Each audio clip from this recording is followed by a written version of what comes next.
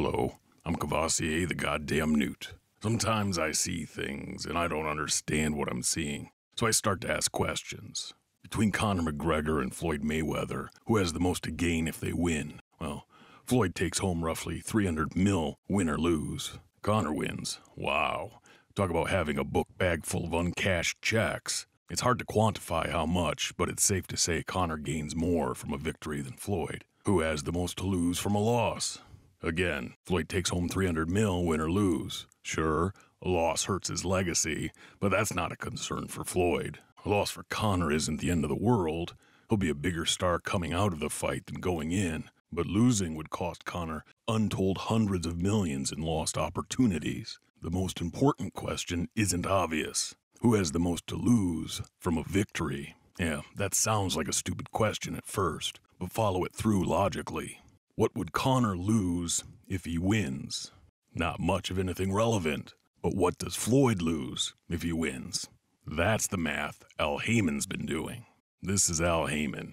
He's a Harvard man and boxing's shadowy genius. The man who changed Pretty Boy Floyd, the aggressive knockout artist, into Money Mayweather, the defensive auteur and pay-per-view king. Heyman doesn't do interviews.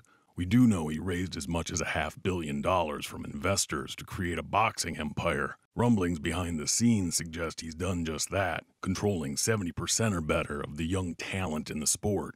Heyman's singular business ethos is take the smallest risk for the largest reward. It's all about chess. And it's not really about being on a chessboard anymore. It's about controlling the chessboard. And, that's what I was able to do. This metaphor was given to Floyd. It has Heyman's fingerprints all over it. He used it to explain the shift in their strategy. Floyd should have kept this analogy a secret. I believe Heyman originally wanted the Conor McGregor fight because it fit the mantra of least risk for most reward. 300 million plus for beating a guy with zero experience. Sometime after the bout agreement was signed, Heyman was struck by an even greater opportunity. If Conor wins, Floyd gets the rematch. That's another 300 million to 400 million for Floyd and company. Of course, in Heyman's mind, Floyd wins the rematch, and they fight a third time. That's got to be worth even more, perhaps $500 million for Floyd's side. Also consider how much this helps the boxing business overall. Remember, Heyman and Mayweather have a controlling interest in the sport. In total, the fight potentially puts an extra $1 billion in Floyd's pocket. Winning puts exactly $0 more in Floyd's pocket.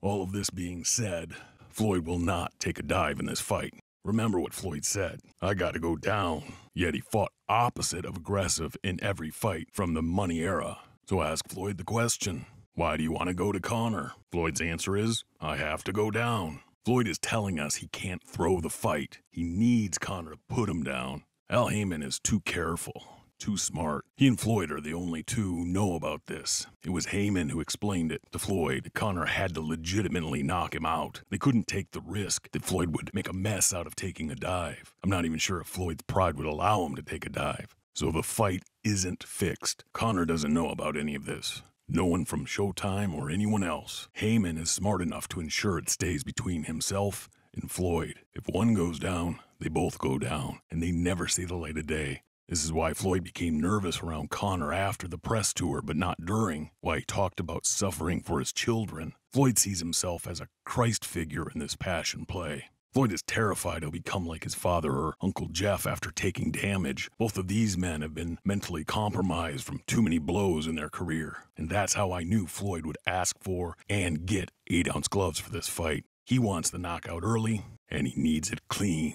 Floyd starts this fight cautious. Instead of Floyd reading Conor, Floyd will be feeding reads to Conor over the first 2 rounds, prepping him for the kill shot. 25 seconds into the 3rd round, Floyd will repeat the read he was giving Conor, but this time he'll follow it through to its natural conclusion, which will allow Conor the counter he's been looking for. Conor McGregor over Floyd Mayweather by KO at 1:52 of the 3rd round.